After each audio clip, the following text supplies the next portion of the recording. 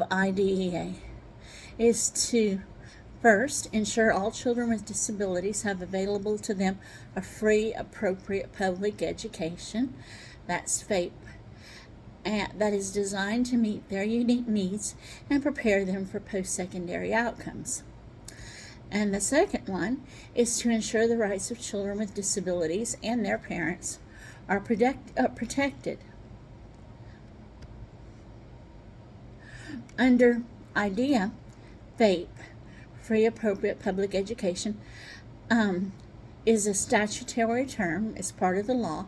It's defined to include special education and related services that are provided at public expense, under public supervision and direction, without charge, and that meet the standards of the state educational agency. And it's supposed to include IDEA Part B requirements, including an appropriate preschool, elementary school, secondary school education in the state involved, and all of this in conformity with an IEP to ensure each child with a disability is receiving their educational services in the least restrictive environment. FAPE is often considered the cornerstone of the Individuals with Disabilities Education Act. A child that's receiving FAPE should be making progress in light of the child's circumstances, regardless of the severity of the disability. That's why it's so important to be an active participant in your child's education. You need to know if your child is making adequate progress. And if you want, I could go back and give you the sections of the law where you can read these things. So, child with a disability.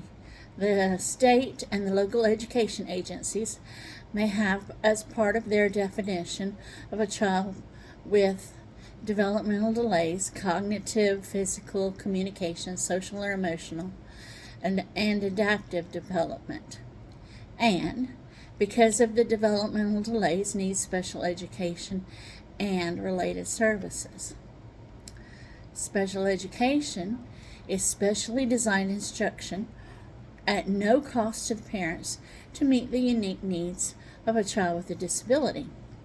It might be instruction in the classroom, in the home, the hospital, particularly for little ones and other settings, daycare,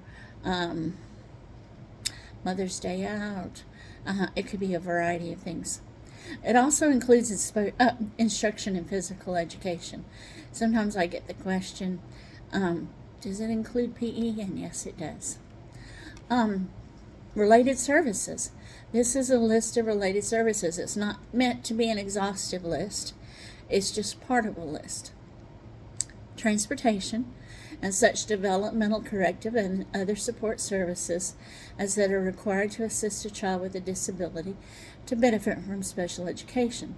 It can be speech-language pathology and audiology, interpreting services, psychological services, physical and occupational therapy, recreation, including therapeutic recreation, social work services, school nurse services, counseling, including rehabilitation counseling, orientation and mobility services, and medical services for diagnostic or evaluation purposes.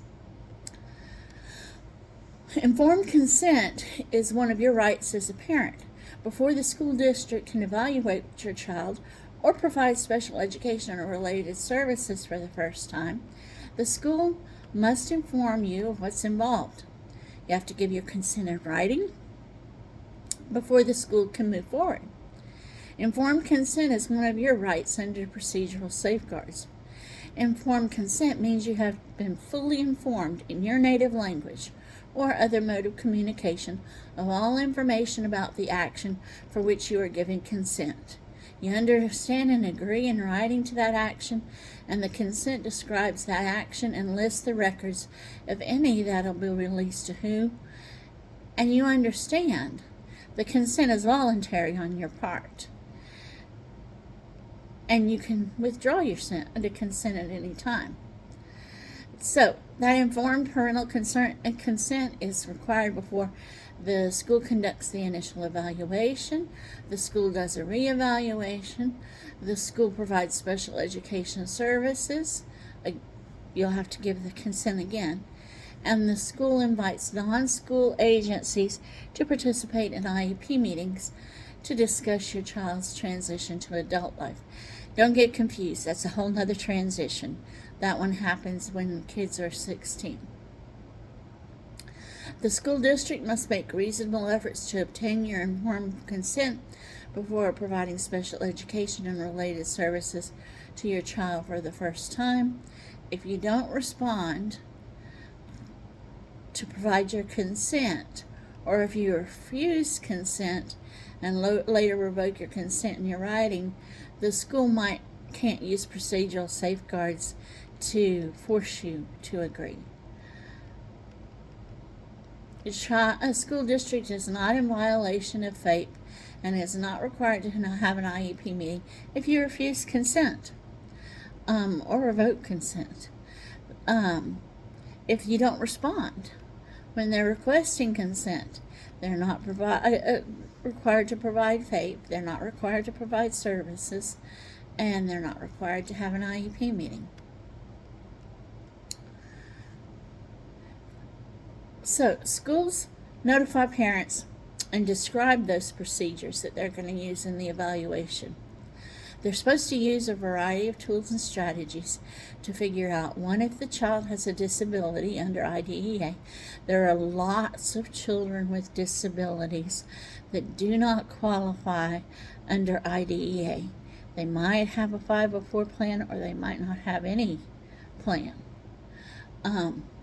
But this evaluation is if they have a disability under IDEA and to decide on the contents of the IEP. They don't use any one test. They're not supposed to use any one test to make decisions. They have to use technically sound instruments to examine cognitive or behavioral factors in addition to physical or developmental factors. Those assessments and evaluations are non-discriminatory on racial or cultural basis, is in the child's native language or mode of communication. That should be the form most likely to yield accurate information on what a child knows, used for the purposes for which the assessment is valid and reliable, and given by staff that are trained and knowledgeable. The assessments and evaluation materials should be given in accordance with instructions, selected to address specific areas of educational need, not just IEQ. Just IEQ? Not just IQ.